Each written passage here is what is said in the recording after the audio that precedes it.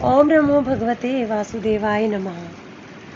आज 5 जुलाई 2021 है। आज योगिनी एकादशी है।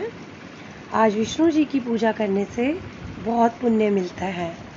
तो योगिनी एकादशी का व्रत बड़ी ही श्रद्धा भाव से जो भी करता है उसको बहुत ज़्यादा फल प्राप्त होता है।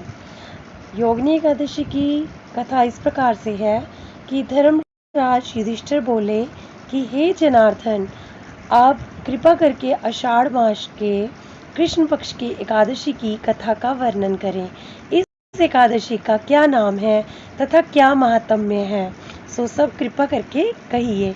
श्री भगवान जी बोले कि हे राजन, आषाढ़ कृष्ण एकादशी का नाम है योगिनी एकादशी। इसके व्रत से सब पाप नष्ट हो जाते हैं। कृष्ण इस लोक में इस व्रत को करने से सुख प्राप्त होता है और साथ ही साथ परलोक में मुक्ति देने वाली भी यह एकादशी है। इसकी तीनों लोकों में प्रसिद्धि है। अब मैं पुराणों में कही गई एक कथा को कहता हूँ, सो ध्यान पूर्वक सुनिए। अलकापुरी नामक नगरी में कुबेर नाम का एक राजा राज्य करता था। वह नित्य प्रति शिव जी की पूजा किया करता था। हेम नाम का एक माली पूजा करने के लिए उसके यहाँ नित्य ही फूलों को लेके आया करता था। उस माली की विशाल लक्षी नाम की अति ही सुंदर स्त्री थी। एक दिन वह मानसरोवर से पुष्प तो ले आया, परंतु कामासक्त होने के कारण वह अपनी स्त्री से हास्य विनोद करने लगा और उसी के साथ वह रमण करते हुए रह गया। जब दोपहर तक माली पुष्प लेकर वापस नहीं आया, जब दोपहर तक माली पुष्पों को लेकर राजा तक नहीं पहुंचा, तो राजा ने सेवकों को आज्ञा दी कि जाकर माली के बारे में ज्ञात करो कि वो अब तक पुष्प लेके क्यों नहीं आया, क्योंकि पुष्पों की वजह से राजा की पूजा हो नहीं पा रही थी। तो सेवकों ने पता लगाकर राजा को बताया कि महाराज, वह पापी अति कामी है। अपनी स्त्री से हास्य विनोद करते और रमन करने की वजह से वो यहाँ पर नहीं आ पाया। यह सुनकर कुबेर ने क्रोधित होकर माली को बुलाकर लाने की आज्ञा दी और माली भय से कांपता हुआ राजा के सामने उपस्थित हुआ। बोलो ओम नमो भगवते वासुदेवाय। उसे देखकर क्रोध के मारे राजा के नेत्र लाल हो गए और फिर वह कहने लगा कि अरे पापी, ओ नीच, ओ कामी, तूने मेरे परम पूज्य ईश्वर के हास्य विनोद ला। राजा को उस माली के ऊपर बहुत क्रोध आ रहा था।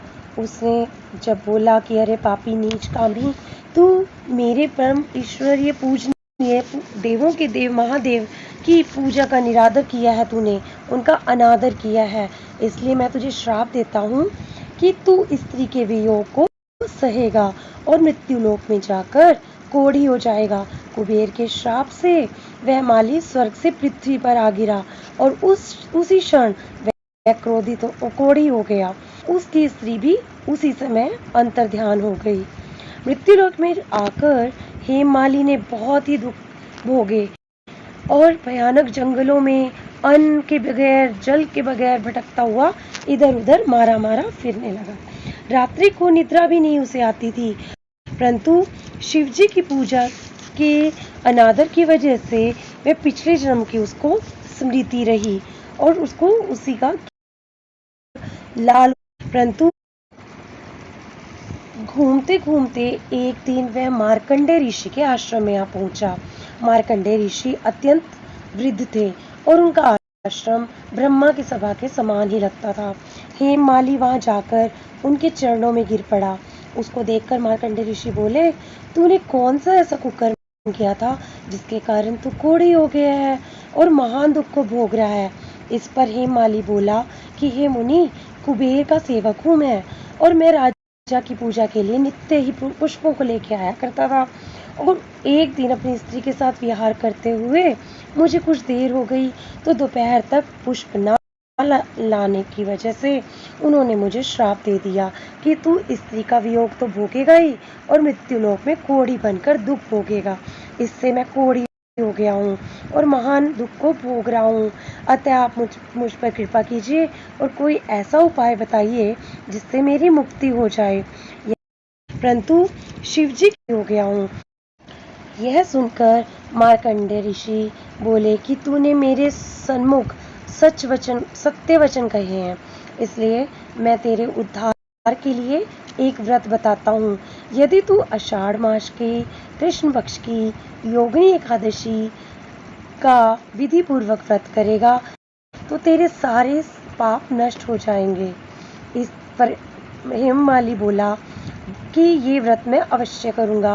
वह बहुत प्रसन्न हुआ और मुनि के वचनों के अनुसार उसने योगिनी एकादशी का विधि पूर्वक व्रत किया, जिसके प्रभाव से फिर वह अपने पुराने रूप में आ गया और अपनी स्त्री के साथ विहार करने लगा। हे राजन, इस योगिनी एकादशी की कथा का फल 88 सहस्त्र ब्राह्मणों के भोजन कराने के बराबर है। इस व्रत के प्रभाव से समस्त पाप नष्ट हो जाते हैं और अंत में स्वर्ग की प्राप्ति होती है। बोलो विष्णु भगवान की जय। हो गया।